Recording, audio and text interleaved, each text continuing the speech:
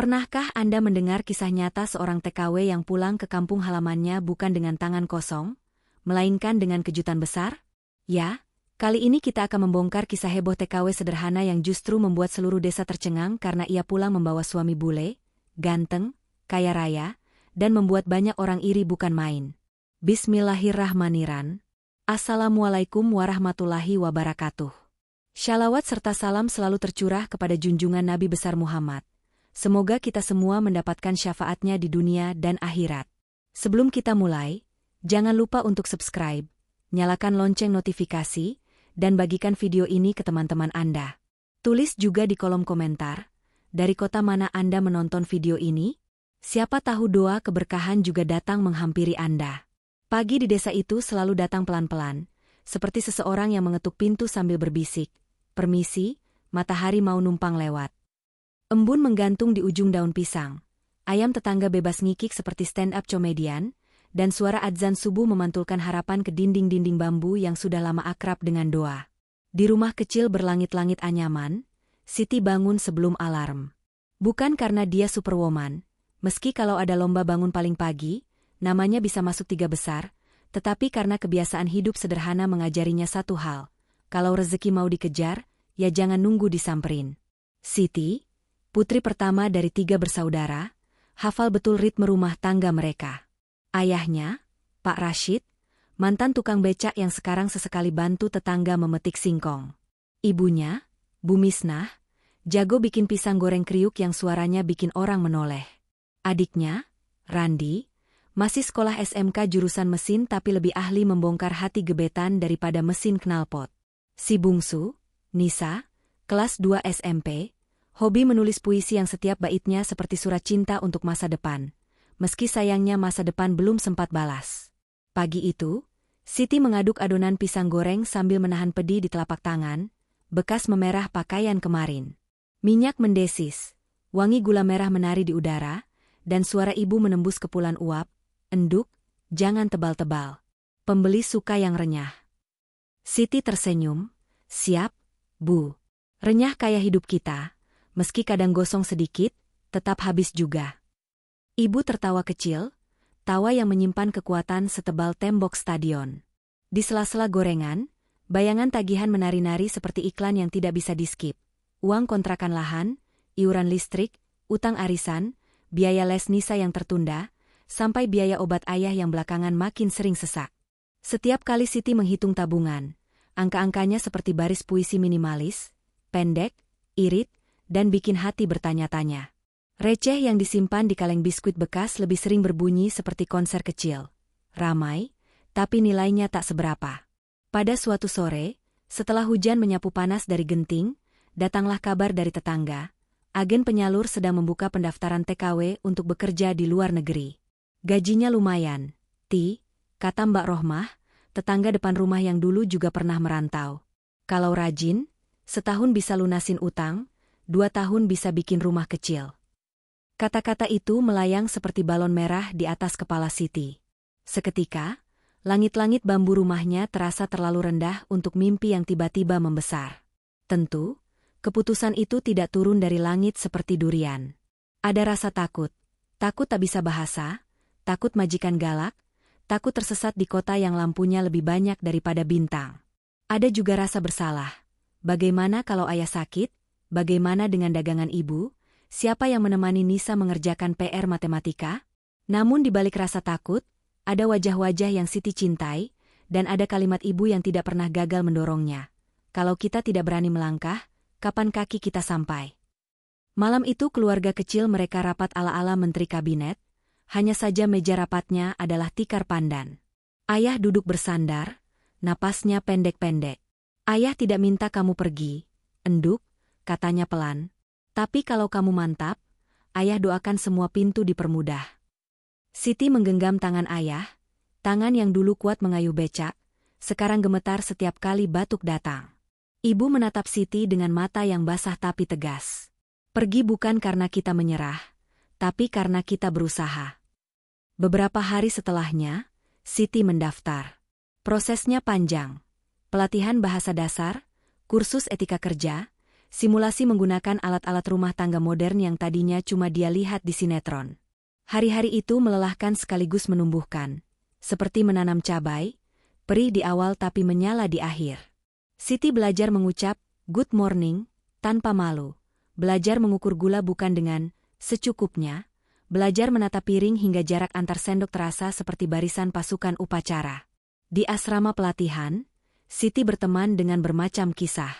Ada Lina yang ingin membiayai operasi adiknya, ada Yuli yang ingin menyekolahkan anak sampai kuliah, ada Sari yang kejar impian membuka warung makan sendiri. Malam-malam mereka diisi tawa yang kadang meminjamkan nyali. Mereka berbagi tips hemat, seperti cara menyulap mie instan menjadi ramen level sultan, dan berbagi doa yang lebih hangat dari selimut. Namun, tak ada pelatihan yang benar-benar bisa melatih hati saat hari keberangkatan diumumkan. Bandara, bagi Siti, seperti gerbang antara dunia lama dan dunia baru. Di antar ibu, ayah, dan adik-adiknya, Siti melangkah sambil memeluk koper setengah kosong. Bukan karena lupa belanja, tetapi karena berharap pulang nanti kopernya penuh cerita dan oleh-oleh. Ibu menyelipkan mushaf kecil di tasnya, ayah menyelipkan nasihat yang lebih kecil lagi tapi tak akan pernah habis. Jaga salatmu, jaga hatimu. Pesawat naik, perut Siti turun. Awan seperti kapas yang dipinjamkan langit untuk meredam gemuruh rasa. Begitu mendarat, udara kota tujuan menampar lembut wajahnya, aroma sabun hotel, karpet tebal, pintu otomatis yang membuka sendiri seperti menyambut tamu VIP. Di sana, Siti dijemput staf agen lokal, dibawa ke penampungan sementara sambil menunggu majikan datang. Ia memperhatikan kota dari balik jendela mobil. Gedung menjulang seperti baris-baris doa yang diucapkan dengan sangat serius. Lampu-lampu lalu lintas berkedip seperti mata yang memberi kode. Kuat ya. Majikan pertama Siti, keluarga muda dengan 2 anak. Ibu majikan bekerja, ayah majikan jarang di rumah, anak-anak aktif seperti iklan susu. Pagi Siti dimulai sebelum alarm kota berbunyi. Menanak nasi, menyetrika pakaian yang sehalus akhlak, membersihkan lantai sampai cermin bisa bercermin. Tangannya kuat, punggungnya juga, meski kadang hati ingin rebah sebentar di pangkuan seseorang. Dalam hal ini, pangkuan doa. Hari-hari awal seperti berada di wahana baru. Dia belajar mesin cuci yang punya tombol lebih banyak daripada pilihan hidup, oven yang suhunya bisa diatur sepresisi rencana Tuhan, dan pembersih vakum yang suaranya meyakinkan sekali. Anak-anak majikan memanggilnya, Aunty, kadang, Anti, kadang, Auntiti, yang penting baik. Siti memilih tersenyum karena senyum gratis dan bisa dipakai berkali-kali. Tentu tidak semua hari berjalan mulus. Ada panci gosong yang membuat dapur beraroma, drama. Ada gelas kristal yang nyaris meluncur seperti pemain akrobat. Ada cucian putih yang tiba-tiba jadi pink gara-gara selembar kaos merah nyelonong. Setiap kesalahan, Siti simpan sebagai catatan, bukan cemoohan untuk dirinya sendiri. Hari ini gagal, besok ulang, lebih pelan, lebih telaten, begitu mantranya. Sedikit demi sedikit, ritme rumah jadi musik yang bisa dia menari di atasnya. Malam hari, setelah semua tugas selesai, Siti duduk di dekat jendela kecil kamarnya. Lampu kota di kejauhan seperti kunang-kunang yang lulus S2. Di pangkuannya, buku catatan bergaris, sampulnya lusuh tapi halamannya penuh napas.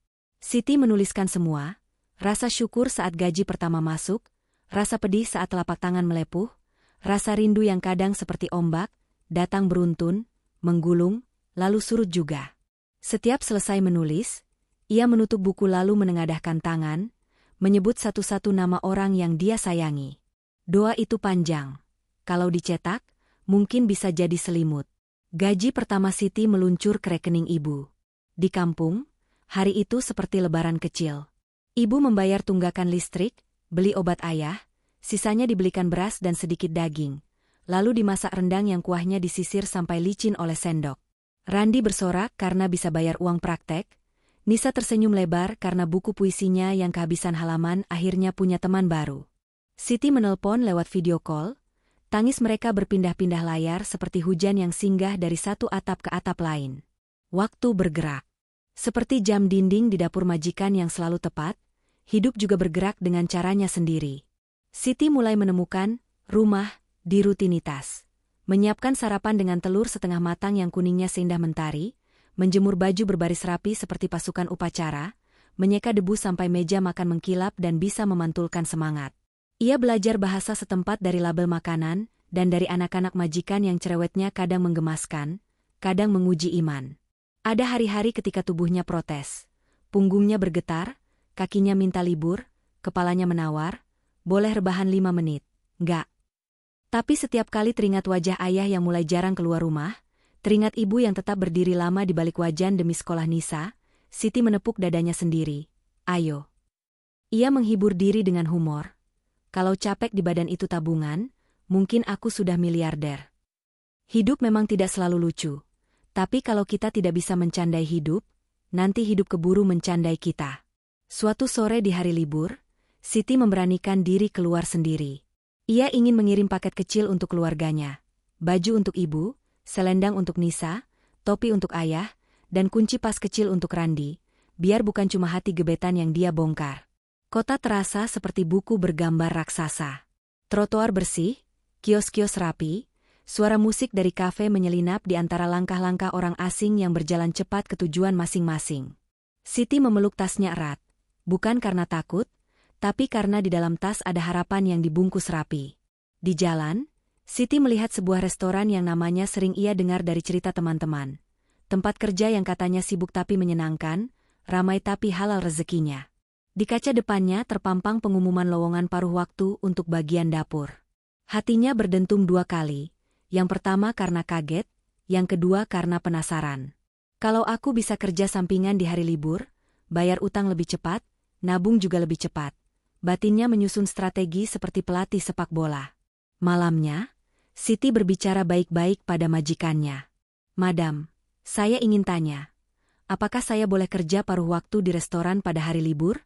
Saya janji, tugas di rumah tetap nomor 1.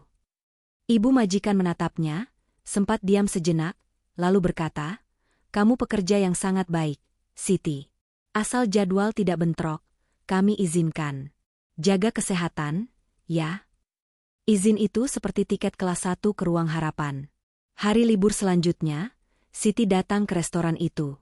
Dapur seperti panggung teater. Pisau menari, api menyanyi, panci bertepuk tangan.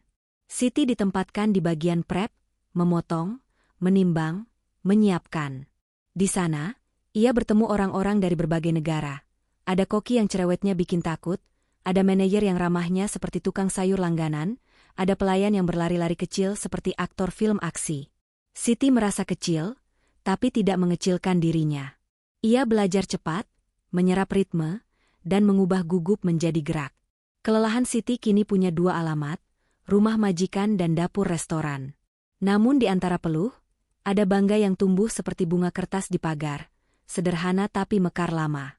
Pulang malam, ia duduk di bus, menatap lampu kota yang berlari mundur.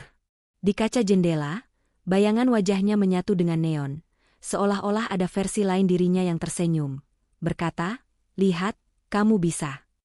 Setiap bulan, Siti menambah kiriman ke kampung. Ibu menambah etalase kecil untuk gorengan, ayah bisa rutin kontrol, Nisa ikut lomba baca puisi di kabupaten, Randi akhirnya magang di bengkel yang beneran mesin, bukan mesin hati. Kabar-kabar baik itu mengalir seperti air sumur yang tidak pernah kering. Siti menulis lagi di bukunya, Tuhan, terima kasih sudah membolehkan aku jadi saksi kecil atas keajaiban MU. Tolong jaga keluargaku. Kalau bisa, kasih diskon rindu sedikit. Namun, hidup selalu pandai menyelipkan ujian ke dalam paket bernama kemajuan. Suatu hari, kabar dari kampung datang seperti kilat, ayah jatuh di dapur, sempat pingsan beberapa menit. Jantung Siti bagai terkena palu, semua yang dia pelajari tentang tenang mendadak bubar. Ia menelpon terburu-buru, suara ibu bergetar, ayah sudah sadar, enduk. Dokter bilang perlu istirahat dan obat teratur. Jangan khawatir, di sini kami kuat. Siti menutup telepon, menahan tangis seperti menahan hujan dengan payung bolong. Malam itu dia sujud lama-lama, menyebut nama ayah, berharap doa bisa menyeberang benua lebih cepat daripada pesawat. Keesokan harinya, Siti bekerja lebih teliti, seperti cara orang menjalani hari setelah diingatkan bahwa hidup itu rapuh. Ia menolak lembur di restoran, memilih pulang lebih cepat agar bisa video call. Di layar, ayah tertawa kecil, Ayah cuma jatuh cinta sama lantai, kok. Candaan itu membungkus cemas menjadi bungkus kado yang rapi. Siti belajar lagi, bahwa kuat bukan berarti tidak menangis, melainkan tetap melangkah sambil mengelap air mata. Minggu berganti bulan. Kabar ayah membaik, dagangan ibu laris. Katanya karena sekarang pisang gorengnya disiram gula aren cair yang Siti kirim khusus, biar manisnya mirip semangatmu. Nisa memenangkan lomba puisi, Randi, dengan bangga yang agak malu-malu, mengabari punya tabungan dari hasil magang. Di sela-sela kabar baik itu, Siti semakin luas di dapur restoran, tangannya gesit, matanya jeli, instingnya tajam. Rekan kerja mulai mempercayainya, "Siti, kamu pegang salad bar ya?" Dan chef yang dulu galak kini sering menitip pesan, "Jangan lupa makan. Pegang pisau dengan hati-hati." Pada suatu malam yang udara kotanya sejuk dan jalanan memantulkan lampu seperti kolam bintang, Siti diminta fronting ke area luar sebentar, mengantar hidangan spesial ke meja VIP karena pelayan lain sedang sibuk. "Cuma taruh piring, senyum, balik lagi," kata supervisor. Siti mengangguk, merapikan apron, menenangkan degup jantungnya yang semangatnya mirip drummer band rock. Ia berjalan keluar, langkahnya mantap, piring di tangannya stabil, melewati meja demi meja yang ramai percakapan, sampai ke pojok tempat sebuah meja tampak tenang namun berkelas. Pria tinggi berambut coklat duduk di sana, jasnya rapi, tatapannya hangat seperti sop ayam kampung buatan ibu. Ia menoleh begitu Siti datang, dan dalam sepersekian detik, dunia seperti mengecilkan volumenya. Siti meletakkan piring dengan sopan, menunduk, dan tersenyum. Senyum khasnya yang sederhana, tulus, tak dibuat-buat. "Tang Yu," kata pria itu, suaranya lembut tapi jelas. Siti mengangguk, "You're welcome," lalu berbalik hendak kembali ke dapur. Namun sebelum langkahnya benar-benar pergi, ia merasakan sesuatu yang aneh dan ringan, seperti ketika angin lewat membawa harum melati dari halaman tetangga. Ia tidak menoleh, tugas adalah tugas. Tapi entah mengapa, malam itu berbeda. Ada sesuatu yang diam-diam berpindah tempat. Mungkin hanya sebutir debu di hati, mungkin juga sebuah awal. Siti kembali ke dapur, menaruh tray, dan kembali ke stasiunnya. Api di kompor masih menari, pisau masih bernyanyi, panci masih berdebat tentang siapa paling panas. Semua seperti biasa, kecuali satu, di dalam dirinya, ada senyap yang tidak kosong. Ia tidak tahu apa namanya. Harapan? Kebetulan? Takdir yang mulai merapikan kursi-kursi agar dua orang bisa duduk berhadapan? Ia tidak memikirkan terlalu jauh. Masih ada bawang yang harus diiris, masih ada dressing yang harus diracik, masih ada kehidupan yang harus dijalani. Tetapi, saat malam berakhir dan Siti pulang naik bus, lampu-lampu kota yang tadi berlari mundur kini terasa seperti bintang-bintang kecil yang mengedip. Seperti ingin berkata, "Hei, jangan berkedip. Besok mungkin ada kejutan." Siti tersenyum sendiri, menatap bayangannya di kaca. "Tenang, Ti," katanya pada diri sendiri. "Kita jalani saja. Pelan-pelan, tapi mantap." Lalu ia memejamkan mata sebentar, membiarkan bus menggoyangnya lembut, seperti buayan yang menyimpan satu rahasia kecil, bahwa kadang-kadang, perjalanan paling panjang dimulai dari langkah paling biasa, mengantar piring ke meja tamu, dan sisanya, biarlah esok yang bercerita. Hari itu hujan baru saja reda. Jalanan kota besar di negeri rantau berkilau seperti kaca yang dipoles rapi, memantulkan cahaya lampu jalan yang gemerlap. Udara terasa lebih dingin dari biasanya, menembus jaket tipis yang Siti kenakan. Meski tubuh lelah setelah seharian bekerja di rumah majikan, ia tetap bersemangat menuju restoran tempat ia bekerja paruh waktu di hari libur. Baginya, restoran itu bukan sekadar tempat tambahan penghasilan, melainkan ruang di mana ia merasa hidupnya lebih luas dari sekadar menyapu lantai dan menyetrika pakaian. Sore itu, restoran lebih ramai dari biasanya. Aroma pasta, steak, dan roti panggang bercampur dalam udara yang hangat, menciptakan simfoni rasa lapar yang membuat orang betah duduk berlama-lama. Dapur bagaikan panggung orkestra. Koki memimpin dengan suara lantang, panci berdentang seperti simbal, pisau beradu dengan papan kayu seperti instrumen perkusi. Siti, dengan rambut yang disanggul sederhana dan apron putih yang sudah sedikit ternodai tepung, luwes memainkan perannya. Tangan mungilnya cekatan memotong sayur, menyusun salad, dan menyiapkan garnish seindah lukisan. Namun sore itu, supervisor mendekatinya dengan wajah agak panik. Siti, tolong bantu antar pesanan ke meja VIP. Semua pelayan penuh. Kamu bisa, kan? Siti menelan ludah. Tugas keluar dapur bukan keahliannya. Biasanya ia hanya berteman dengan pisau, sayuran, dan kompor. Tapi melihat supervisor yang butuh bantuan, ia mengangguk mantap. Baik, saya coba. Dengan hati-hati, ia membawa nampan berisi seporsi steak premium, segelas anggur non-alkohol, dan dessert manis yang tampak seperti karya seni. Kakinya melangkah pelan di antara meja-meja restoran.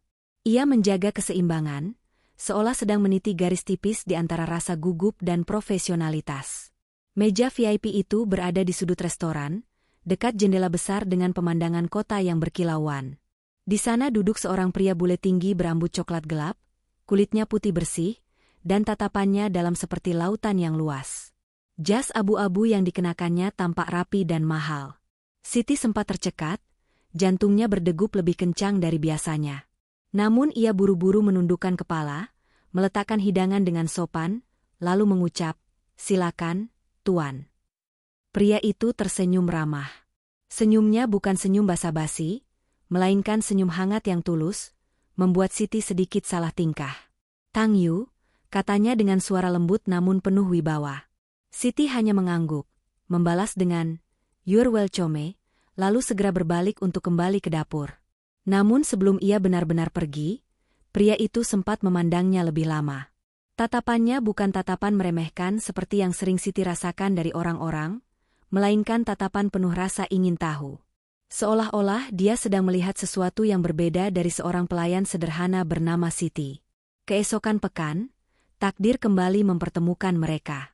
Restoran itu kembali ramai, dan sekali lagi Siti diminta supervisor untuk mengantar hidangan. Dan anehnya, pesanan itu menuju meja yang sama, meja VIP di sudut, tempat pria bule itu duduk. "Silakan, ini pesanannya," ucap Siti, kali ini lebih tenang meski tetap ada rasa gugup. Pria itu menoleh, tersenyum lebih lebar dari sebelumnya. "Oh, it's you again," katanya pelan, seolah merasa senang bisa melihat Siti kembali. Siti hanya menunduk sopan. "May I know your name?" tanyanya tiba-tiba dengan bahasa Inggris yang jelas. Pertanyaan itu membuat tangan Siti sedikit gemetar, hampir menjatuhkan gelas. Ia buru-buru menstabilkan diri lalu menjawab singkat, "My name is Siti." "Beautiful name," ucap pria itu sambil mengangguk kecil. "I'm William." Nama itu terpatri di benak Siti malam itu. William. Nama yang asing sekaligus terasa akrab. Hari-hari berikutnya, setiap kali William datang ke restoran, entah bagaimana Siti selalu saja kebagian tugas mengantar hidangan ke mejanya. Kadang salad, kadang pasta, kadang hanya secangkir kopi. Setiap kali, William menyapanya dengan ramah, menanyakan kabarnya, bahkan sesekali melempar lelucon kecil yang membuat Siti tersenyum. "Long day?" tanya William suatu malam sambil menatap wajah Siti yang tampak lelah. Siti tersenyum tipis. "Yes, but I'm used to it." William mengangguk. "Hard work always pays off." Kalimat itu sederhana, namun bagi Siti terasa seperti dorongan semangat yang jarang ia dengar dari orang lain. Dari percakapan singkat itulah benih persahabatan mulai tumbuh. William ternyata seorang pengusaha di bidang properti dan teknologi. Ia sering datang ke restoran itu untuk makan malam setelah bekerja. Namun meski status sosial mereka berbeda jauh, William tak pernah menunjukkan kesombongan. Sebaliknya, ia justru tampak tertarik dengan kepribadian Siti yang sederhana namun penuh ketulusan. Meski demikian, Siti selalu menjaga jarak. Ia sadar dirinya hanyalah seorang TKW yang bekerja paruh waktu di restoran, sementara William adalah pria bule kaya raya. Dunia mereka berbeda seperti langit dan bumi. Namun, ada sesuatu dari William yang membuatnya nyaman. Tatapannya tidak pernah merendahkan, ucapannya tidak pernah membuat Siti merasa kecil. Pada suatu malam yang sepi, restoran sudah mulai lengang.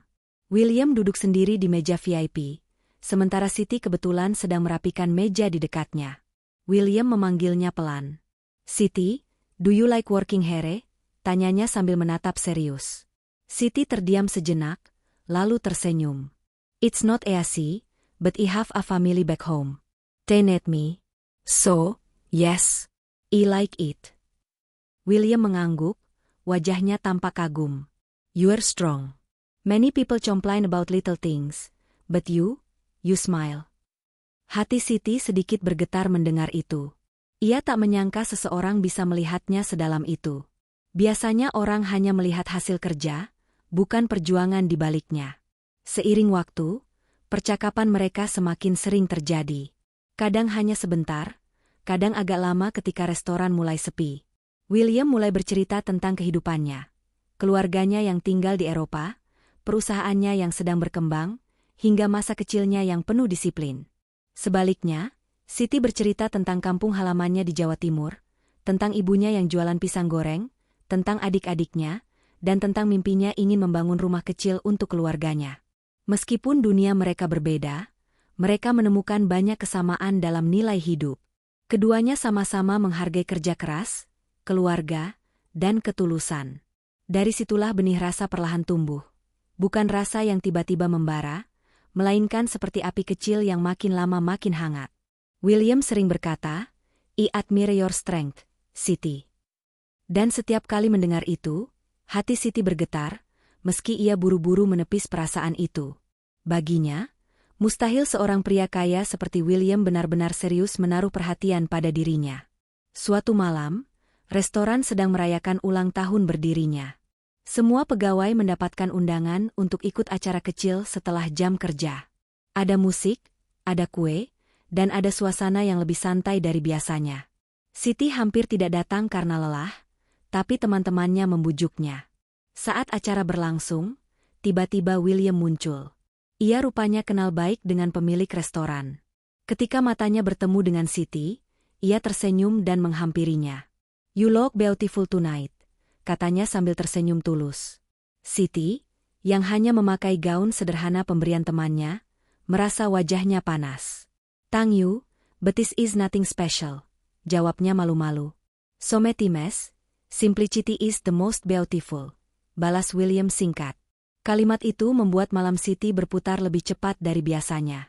Ia tak bisa memungkiri, ada sesuatu yang berbeda dalam dirinya sejak pertemuan dengan William. Namun di balik itu, ada badai keraguan yang selalu datang. Siti sering bertanya pada dirinya sendiri, apakah mungkin? Apakah seorang pria seperti William benar-benar bisa menyukai perempuan biasa sepertiku? Ia teringat bagaimana dulu orang-orang di kampung sering meremehkannya.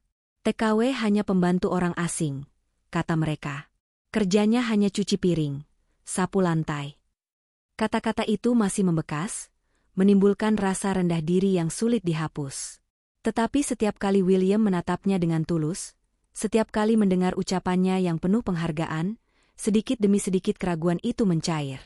Ia mulai percaya, mungkin ada sesuatu yang lebih dari sekadar kebetulan dalam pertemuan mereka.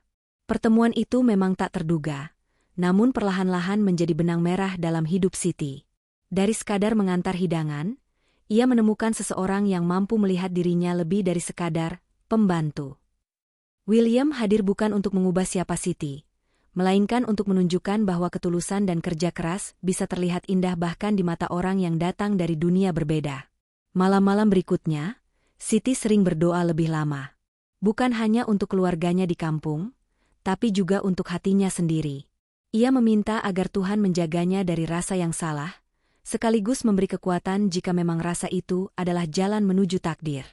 Dan di balik senyum sederhana Siti, tersimpan rahasia kecil, bahwa hidupnya mulai berubah sejak pertemuan tak terduga dengan seorang pria bule bernama William, yang kelak akan mengguncang seluruh jalan ceritanya.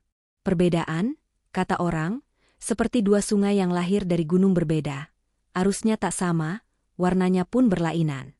Tapi bila keduanya sabar mengikuti lekuk bumi, pada akhirnya mereka bertemu juga di muara. Begitu pula Siti dan William.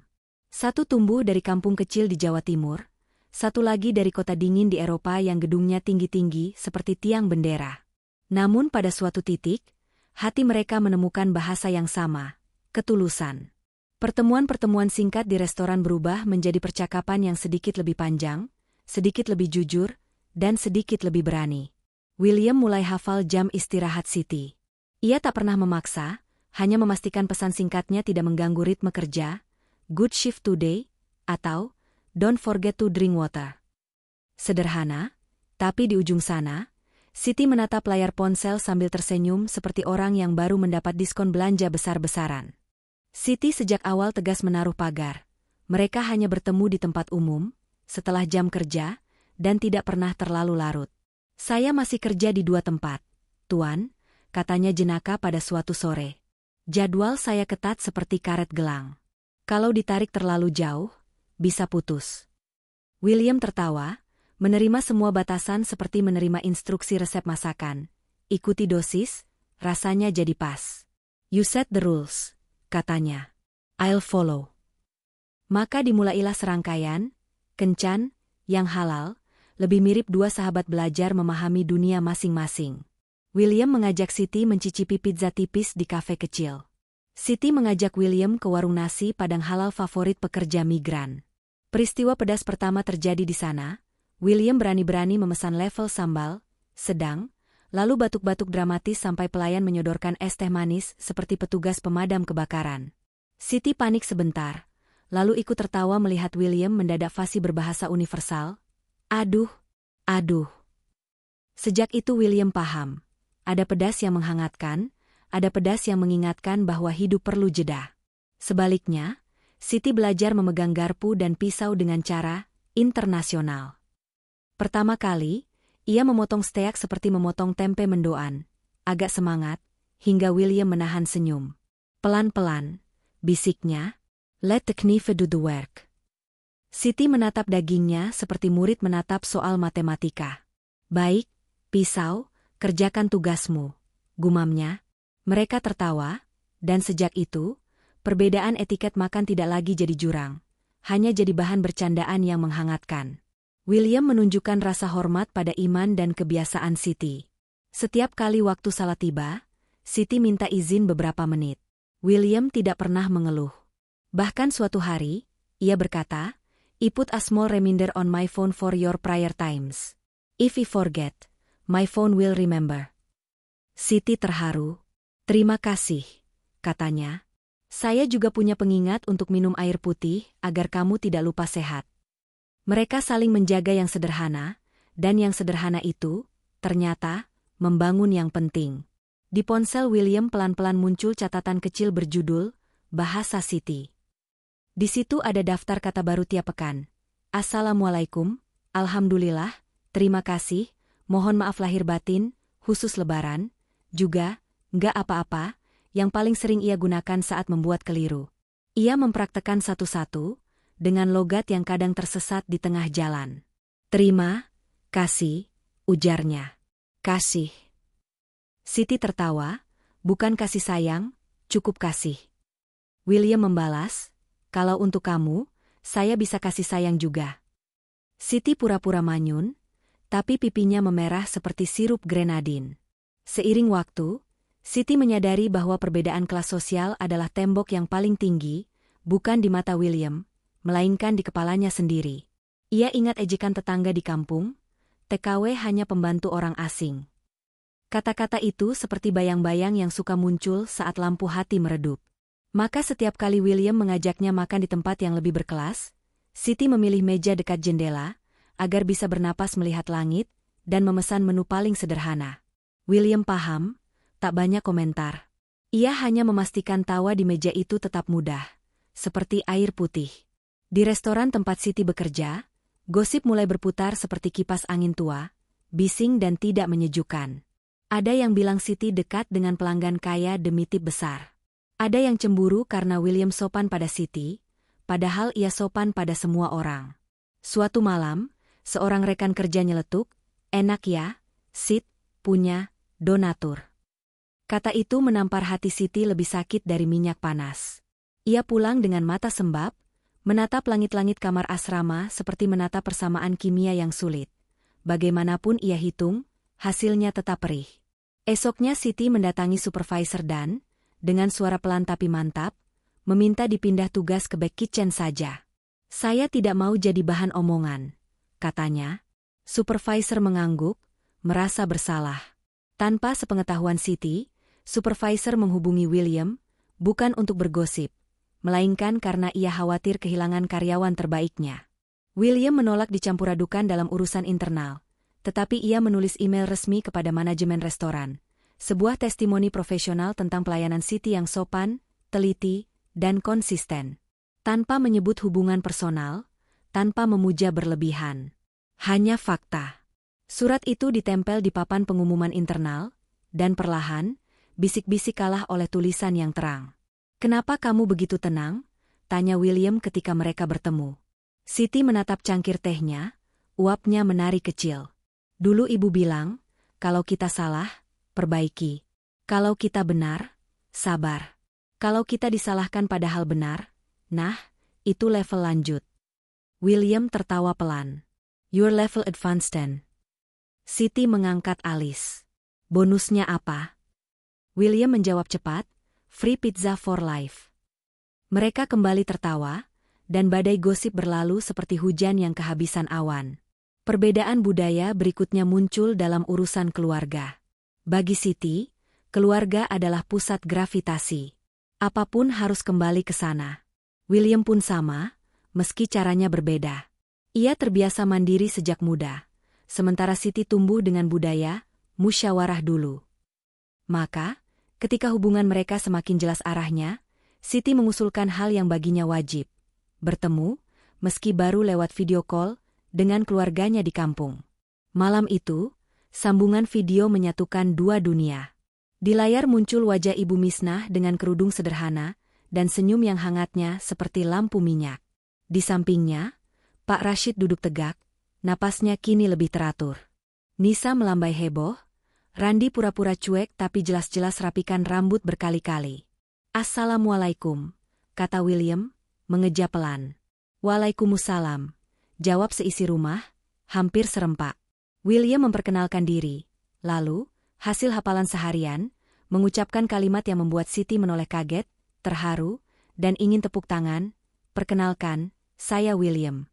Mohon izin berteman baik dengan Siti. Saya menghormati keluarga."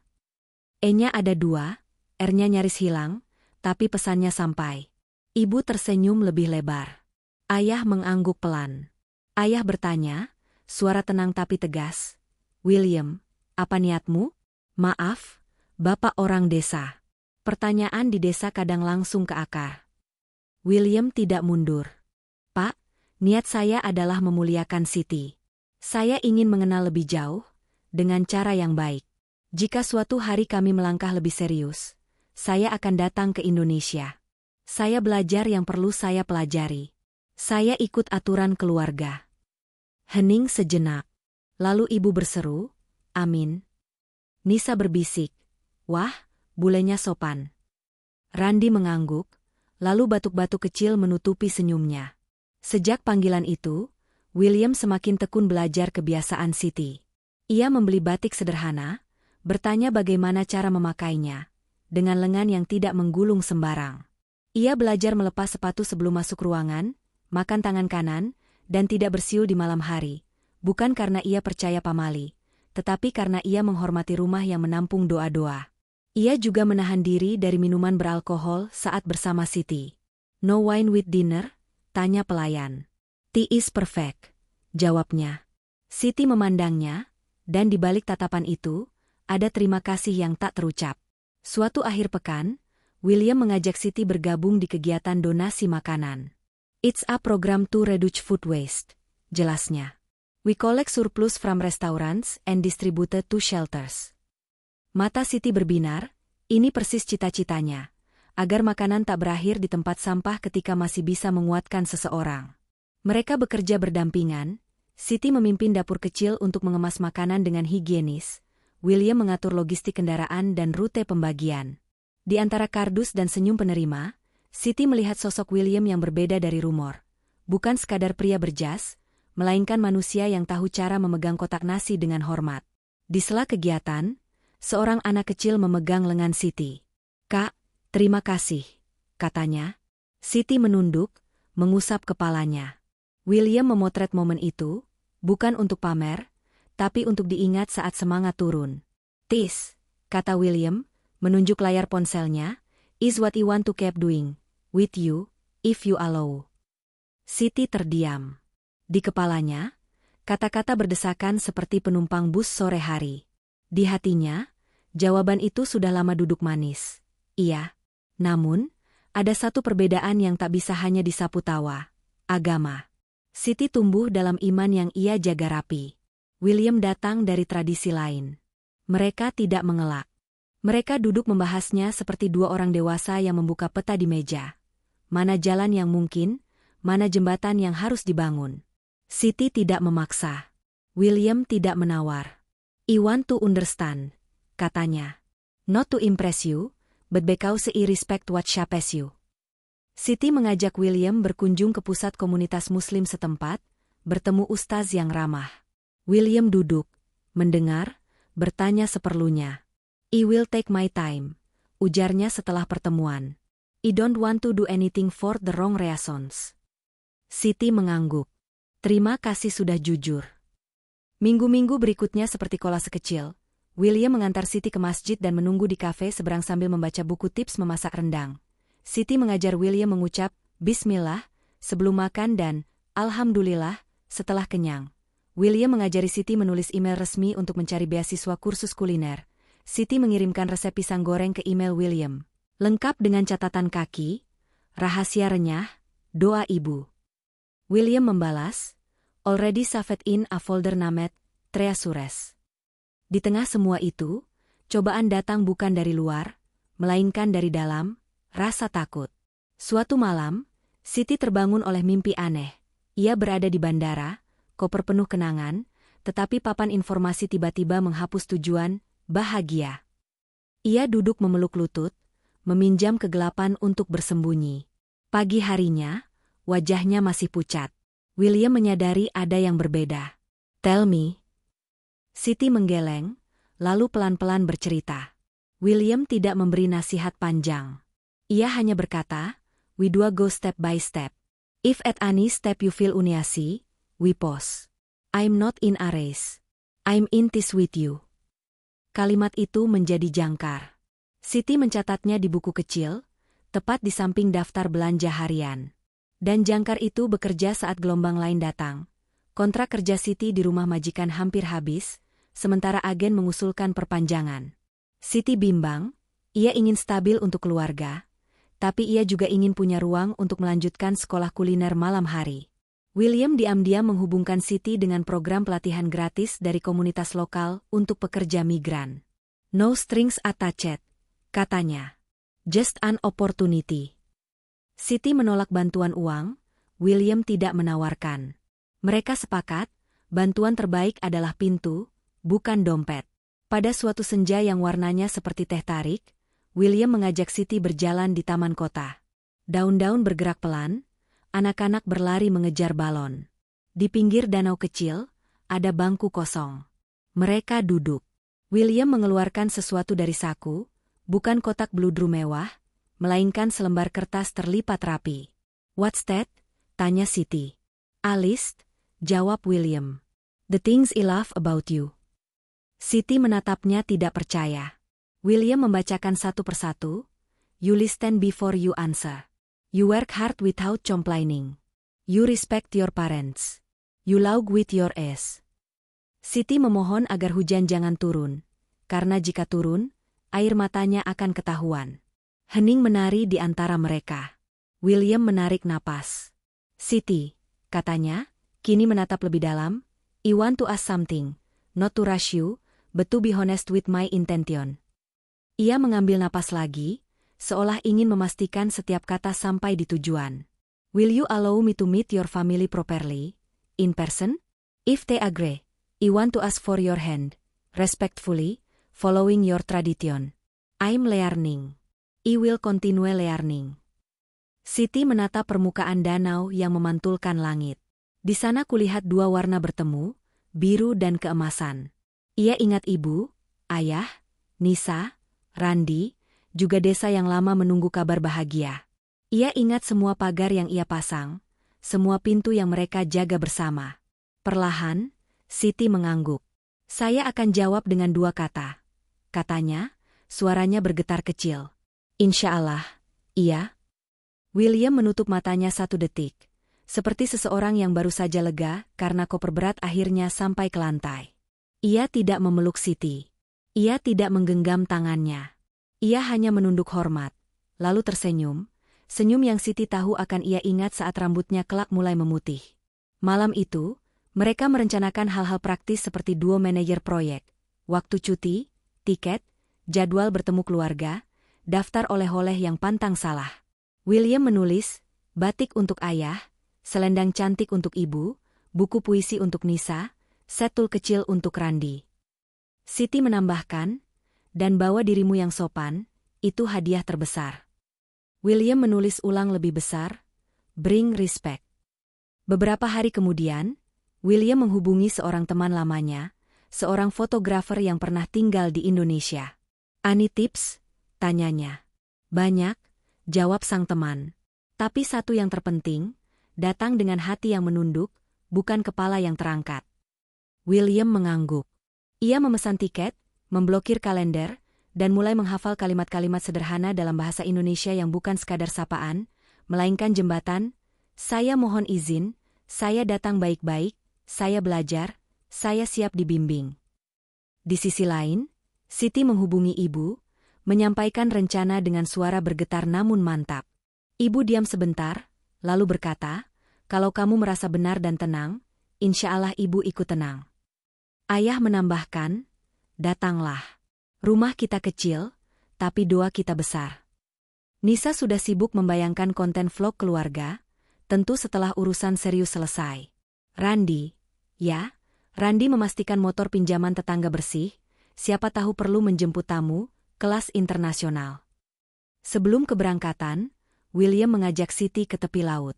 Bukan restoran mewah, hanya dermaga kayu dengan angin yang menjanjikan segar. Ia mengeluarkan kotak kecil kali ini, tetapi bukan cincin berlian yang menyilaukan, melainkan cincin sederhana berukiran halus. "This is not an answer," katanya pelan. "This is a promise. If your family agrees and after I complete what I must learn, I will ask again, properly." Siti menyentuh kotak itu seperti menyentuh halaman buku yang penting. "Terima kasih," bisiknya.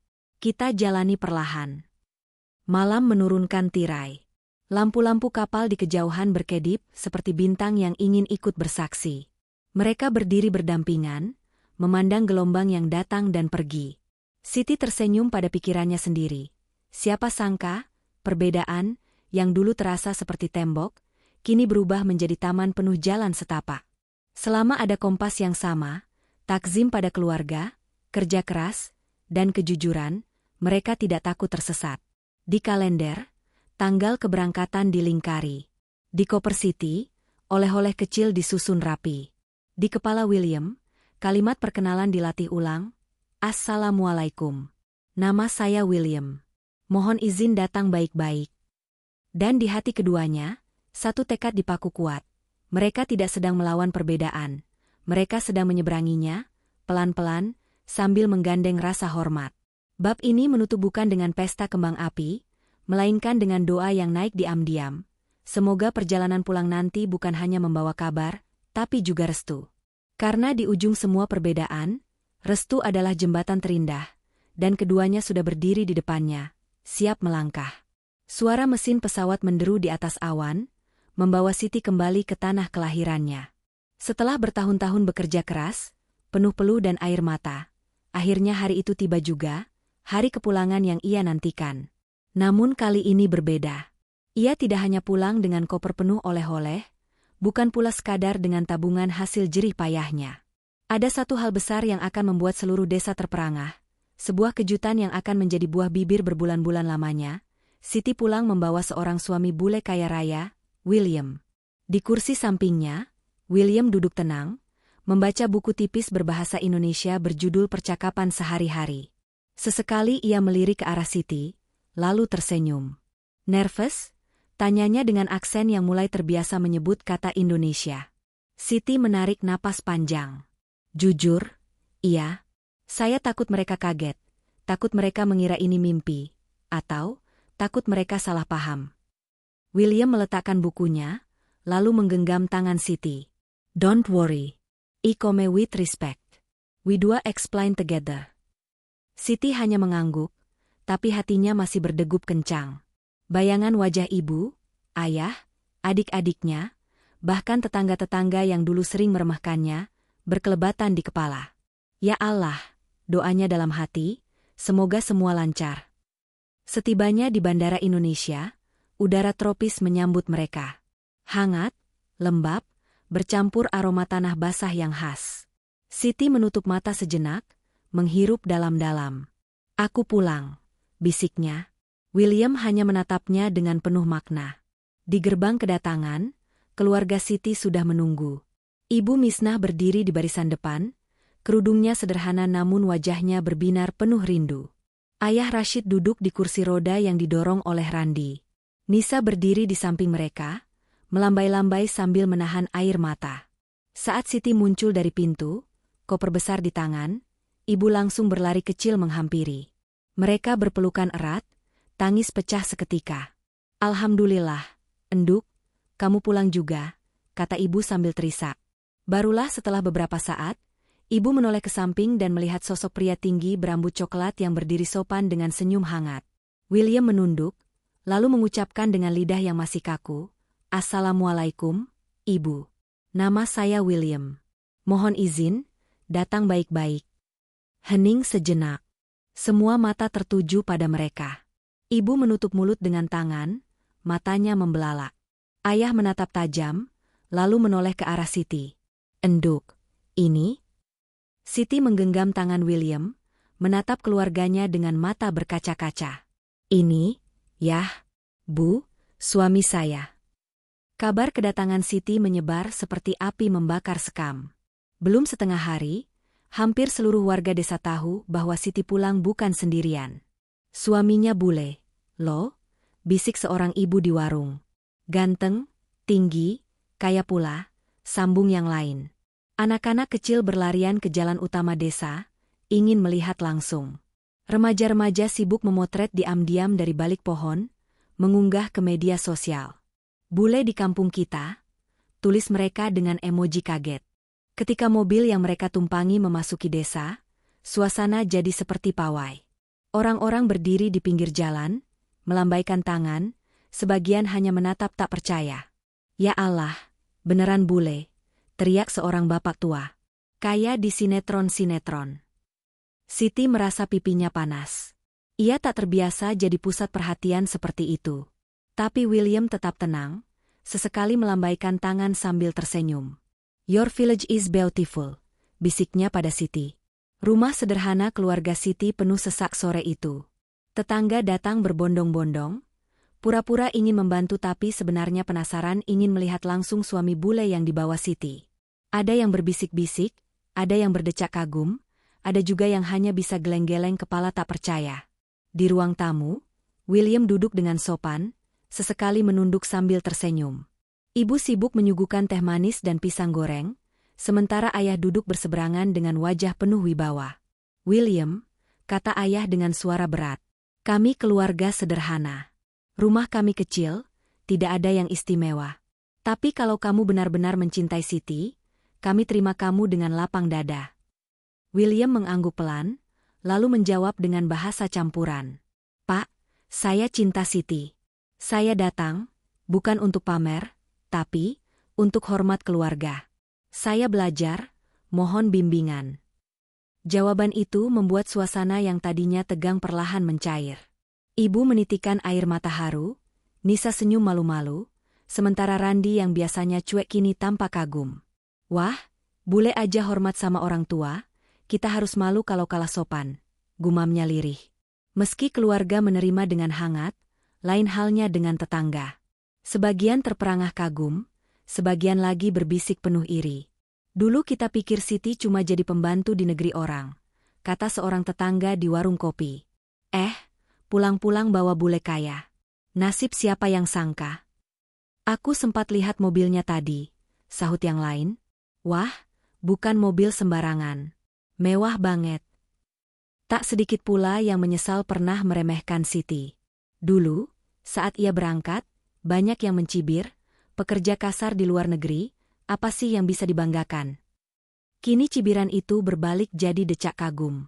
Ibu mengusulkan untuk mengadakan syukuran kecil-kecilan di rumah. Biar semua tahu, kita syukuri nikmat ini, katanya. Siti setuju, begitu pula William. Malam itu rumah kecil mereka dipenuhi cahaya lampu minyak dan obrolan ramai. Tumpeng sederhana tersaji di tengah ruangan. Ayah memimpin doa, suaranya bergetar penuh rasa syukur. Ya Allah, Engkau maha membolak-balikkan keadaan. Dulu kami hidup penuh kekurangan, kini Engkau beri kami rezeki tak terduga. Terima kasih, ya Rab. Setelah doa, William berdiri. Ia mencoba berbicara dengan bahasa Indonesia seadanya. Terima kasih, semua tetangga, semua keluarga. Saya bahagia bisa di sini. Saya cinta Siti, saya hormat orang tua. Mohon doa untuk kami.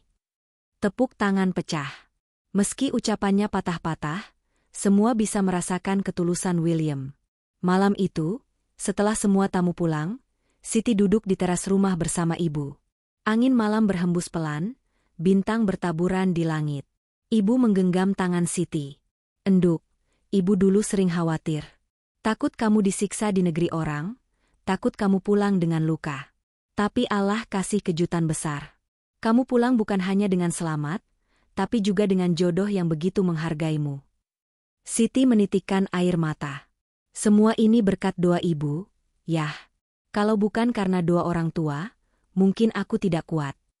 Ibu tersenyum, matanya berkaca-kaca.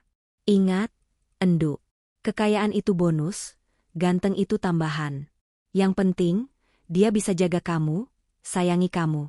Itu harta paling besar. Kepulangan Siti menjadi cerita tersendiri di desanya. Dari seorang TKW yang dulu diremehkan, kini ia menjadi sosok yang dikagumi. Bukan semata karena suaminya bule kaya raya, tapi karena keberanian dan ketulusannya membawa kebahagiaan untuk keluarga. Kejutan itu tidak hanya mengubah hidup Siti, tetapi juga memberi pelajaran bagi banyak orang di kampungnya. Jangan pernah meremehkan perjuangan seseorang, karena roda nasib selalu berputar, dan siapapun bisa bangkit dari keterbatasan. Malam itu, sebelum tidur, Siti berdoa lagi. Ya Allah, terima kasih sudah menulis kisah hidupku seindah ini. Semoga aku bisa menjaga amanah, menjaga keluarga, dan menjaga cinta yang Engkau titipkan. Dan di luar rumah kecil itu, semesta seperti ikut tersenyum, seolah berkata, kejutan baru saja dimulai. Beberapa minggu setelah kepulangan Siti bersama William, suasana desa seakan berubah wajah. Dulu, Siti hanya dikenal sebagai gadis biasa yang terpaksa merantau karena desakan ekonomi. Tak jarang ia jadi bahan olok-olok. Ah, paling pulang cuma bawa bekas koper, utang tetap banyak. Kini, cibiran itu lenyap diganti dengan cerita penuh decak kagum. Nama Siti disebut dengan nada berbeda. Anak-anak muda menjadikannya teladan, para orang tua menjadikannya contoh doa yang terkabul, bahkan tetangga yang dulu sinis kini tiba-tiba ramah berlebihan. Siti sendiri hanya bisa tersenyum. Ia tak mau menyombongkan diri, apalagi membalas sakit hati masa lalu. Ia selalu ingat pesan ayahnya, kalau dirimu naik, jangan injak orang lain. Jadilah pohon rindang, bukan tembok tinggi.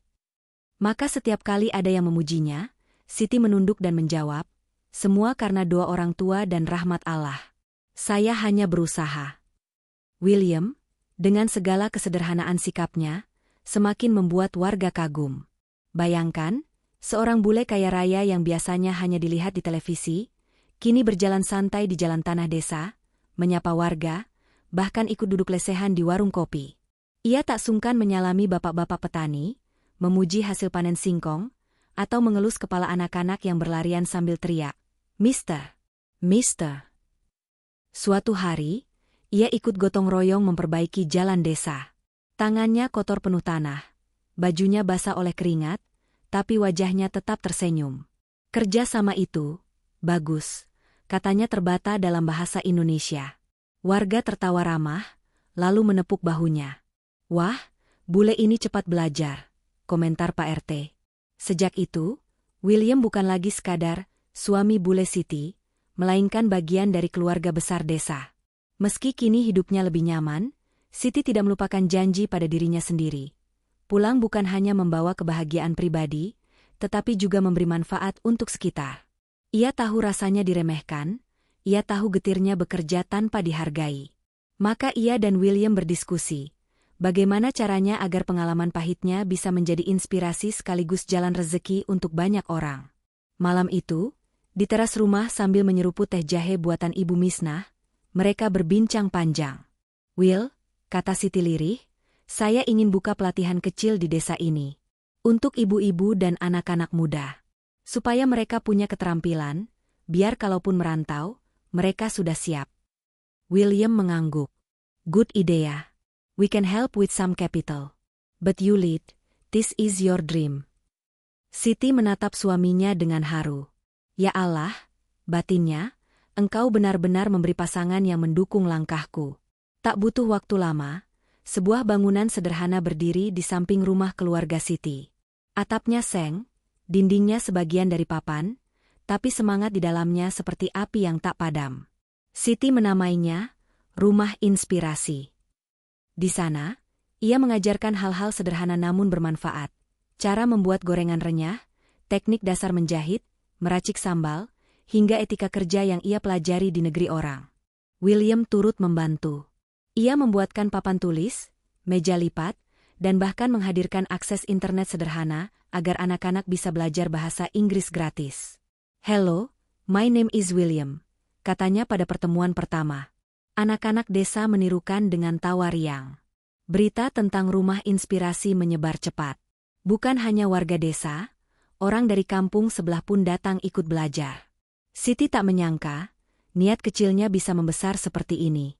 "Alhamdulillah," ucapnya setiap malam, "semoga semua ini jadi amal jariah." Suatu ketika, seorang wartawan lokal mendengar kabar tentang TKW yang pulang membawa suami bule dan mendirikan pusat pelatihan. Ia datang ke desa, mewawancarai Siti. Artikel itu kemudian viral di media sosial.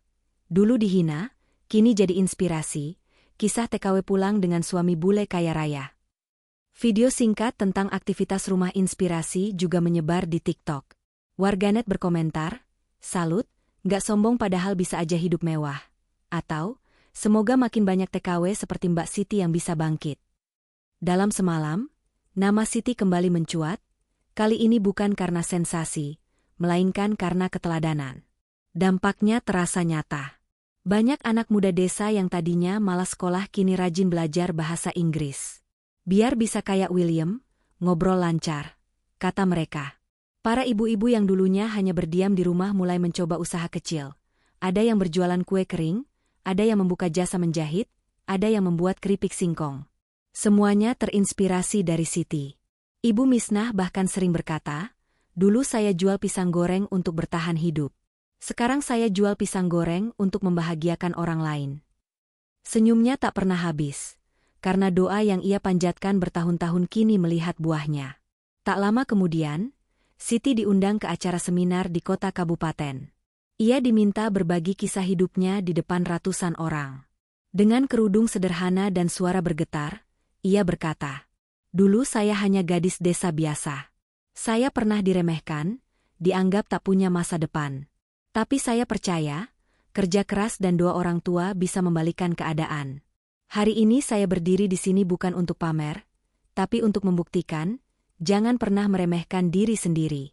Allah bisa mengangkat siapapun, dari tempat yang paling rendah sekalipun." Ruang itu bergemuruh oleh tepuk tangan.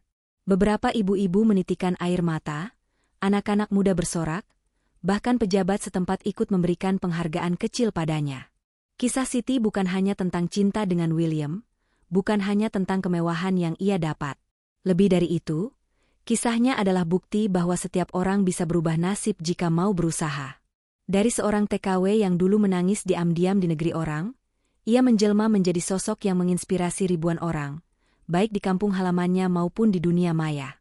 William selalu mendampinginya, bukan di depan, bukan di belakang, melainkan di samping.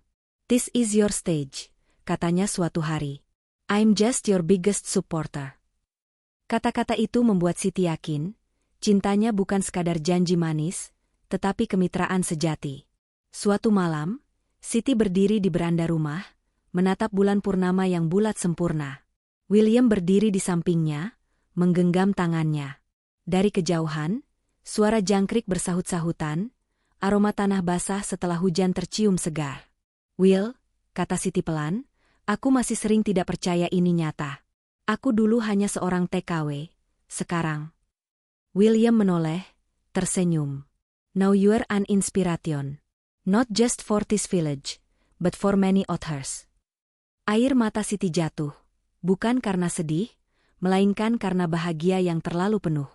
Ia tahu, jalan hidupnya tidak selalu mulus. Akan ada cobaan lain di depan. Tapi ia juga tahu satu hal, ia tak lagi sendirian. Ia punya keluarga yang mencintainya, suami yang menghargainya, dan masyarakat yang menaruh harapan padanya. Dari seorang TKW biasa, kini ia benar-benar menjadi inspirasi. Bukan hanya karena kisah cintanya yang bak dongeng, tetapi karena ia memilih untuk membagi cahaya, bukan menyimpannya sendiri. Dan di langit malam itu, bulan seakan tersenyum, seolah berkata, inilah takdir indah yang lahir dari sabar dan doa.